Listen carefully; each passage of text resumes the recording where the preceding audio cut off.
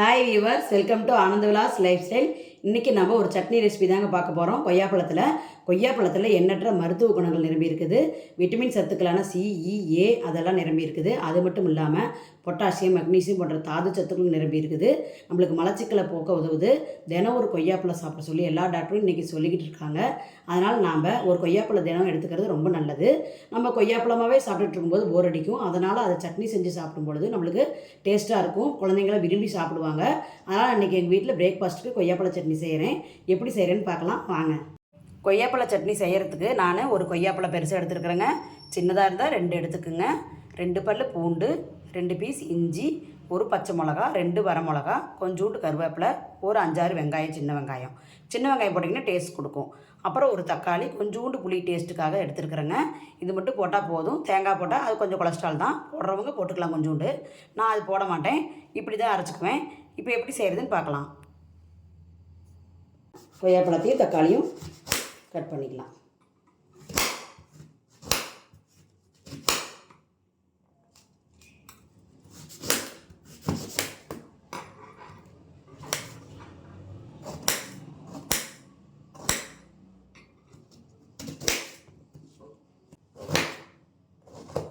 கொய்யாப்பழம் ரொம்ப வேகணும்னு அவசியம் இல்லைங்க.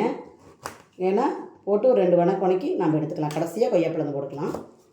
இது நம்ம கட் பண்ணால் வேலை முடிஞ்சுங்க. தக்காளி வெங்காயம் தான் கொஞ்சம் நேரம் வணங்கணும், அவ்வளோதான்.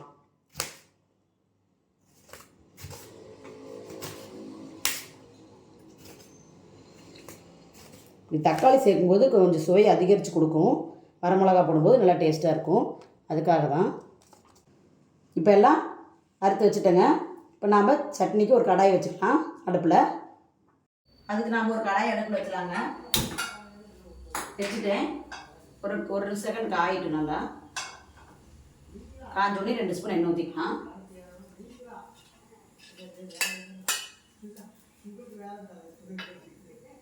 ஒரு 2 ஸ்பூன் எண்ணெய் ஊற்றியாச்சுங்க. எண்ணெய் காயிட்டும்.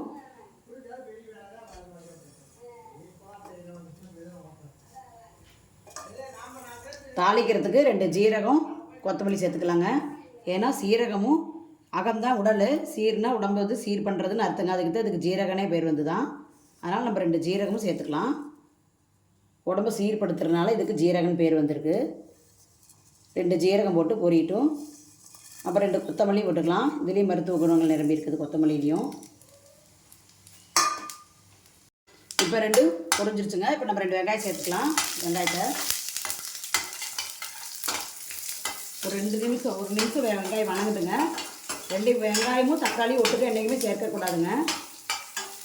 வெங்காயம் தனியாக, தக்காளி தனியாக தான் சேர்த்துக்கணும். பூண்டு 2 பல்லு போட்டுக்கலாம். பூண்டு பல்லு போட்டுக்கலாம். ஏன்னா பூண்டு கொஞ்ச நேரம் வணங்கணும். பூண்டை பச்சு சேர்த்துக்கலாம். பூண்டு வெங்காயம் வணங்கிட்டுக்காங்க.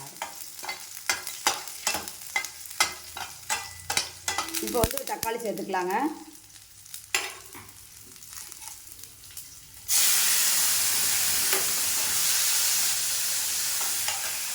மிளகாய் சேர்த்துக்கலாம்.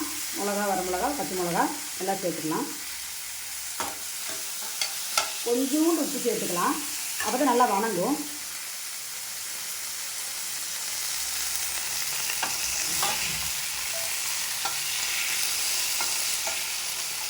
உப்பு சேர்த்துக்கிறேங்க. நல்லா வதக்கிக்கிறேன். கருவேப்பிலையும் போட்டுக்கிறேன். இஞ்சி சேர்த்துக்கிறேன்.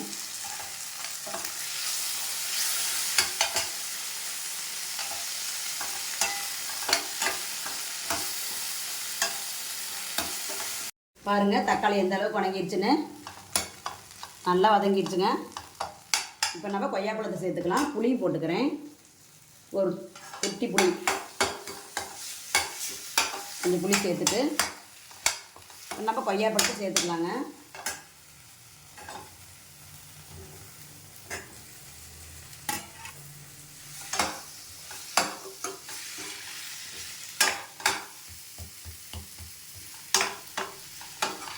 கொய்யாப்பழத்தை போட்டு நல்லா 2 தடவை ஒரு வதக்கி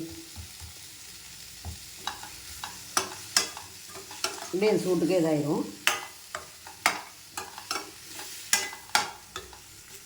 உங்களுக்கு காரம் வேண்டாம், குழந்தைங்க சாப்பிட மாட்டாங்கன்னா நீங்கள் ஒரு வரமிளகாய் கம்மி போட்டு ஒரு பச்சை மிளகா ஒரு வரமிளகா சேர்த்துக்குங்க.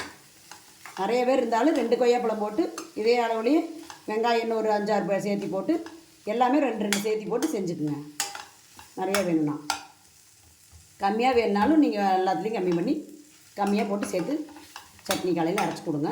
நல்லா விரும்பி சாப்பிடுவாங்க. இப்போ நான் நிறுத்திடுறேன் பாருங்கள். போதும், இந்த அளவுக்கு நீங்கள் கொய்யாப்பழம் வதக்குனா போதும். ஏன்னா கொய்யாப்பழம் சும்மா நம்ம பச்சையாக சாப்பிட்றது தானே, அதனால் இப்படி இருந்தால் நல்லாயிருக்கும்.